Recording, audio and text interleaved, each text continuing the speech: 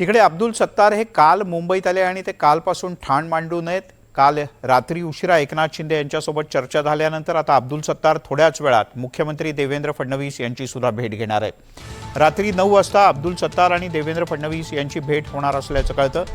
भाजपवर केलेल्या आरोपांनंतर होत असलेली ही भेट अत्यंत महत्त्वाची आहे. अनुज रायते आपले प्रतिनिधी आपल्यासोबत जोडले गेलेत. अनुज, काय माहिती आहे आणखी? मिलिंद सर, खरं तर अब्दुल सत्तार यांच्या शेड्यूलनुसार ते आज सायंकाळी 7 वाजता फ्लाईट घेऊन छत्रपती संभाजीनगरला परतणार होते. पण त्यांच्या शेड्यूलमध्ये एक छोटासा चेंज झालेला आपल्याला बघण्यात येतोय. अब्दुल सत्तार यांच्या जवळच्या सूत्रांकडून आपल्याला ही माहिती भेटली की 9 सव्वा 9च्या दरम्यान शासकीय बंगला मुख्यमंत्र्यांचा जो आहे वर्ष निवासस्थान, तिथे अब्दुल सत्तार हे मुख्यमंत्र्यांची भेट घेणार आहेत.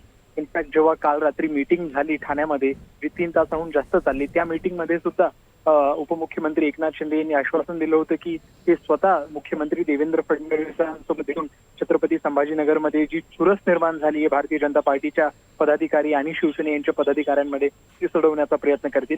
त्यासोबतच एकनाथ शिंदेंनी असाही दावा केलेला आहे की ते एक कमिटी स्थापन करतील, ज्यानुसार ते बघतील की खरंच असा प्रयत्न केला जातोय का भारतीय जनता पार्टीकडनं, जेणेकरून महाराष्ट्राच्या वेगवेगळ्या जिल्ह्यांमध्ये शिवसेनेला एका कॅटेगॉरिकली वीक करण्याचा प्रयत्न यावा, यावरही रिसर्च किंवा यावरही लक्ष घालण्यासाठी कमिटी तयार करण्यात येणार आहेत. पण आपण बघतोय की उपमुख्यमंत्री तर भेटणारच, पण त्याआधी कदाचित छत्रपती संभाजीनगरला जाण्याआधी अब्दुल सत्तार सुद्धा एक वेळ देवेंद्र फडणवीस यांची भेट घेणार आहेत.